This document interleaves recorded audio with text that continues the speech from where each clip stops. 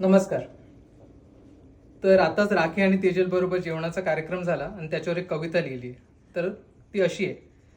एक नंबर होती वालाची उसळ, एक नंबर होती वालाची उसळ, लहानपणीच्या आठवणींना आली उजळ. वरण भात आणि दाणेदार तूप, वरण भात आणि दाणेदार तूप, मनसोक्त खाऊन आनंद झाला खूप. केसरयुक्त दूध आणि खुसखुशीत पुरणपोळी, केसरयुक्त दूध आणि खुसखुशीत पुरणपोळी, स्वाद आणि चवींची जणू जिभेवर रंगली रंगपंचमी आणि होळी.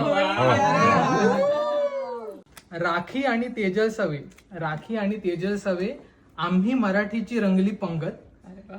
राखी आणि तेजल सवे, आम्ही मराठीची रंगली पंगत, रुचकर पदार्थांसवे, मनमोहक गप्पांची त्यासोबत संगत. मतलब जो हम की खा भी रहे उनकी और वजह से हम साथ में बैठे. वदनी कवळ घेता नाम घ्या श्री हरीचे. महाराष्ट्रीयन खाद्य संस्कृती जपण्यासाठी खूप खूप धन्यवाद. महाराष्ट्रीयन खाद्य संस्कृती जपण्यासाठी खूप खूप धन्यवाद. मराठी माणसांनी सियाटलला दिलेली आपुलकीची साथ.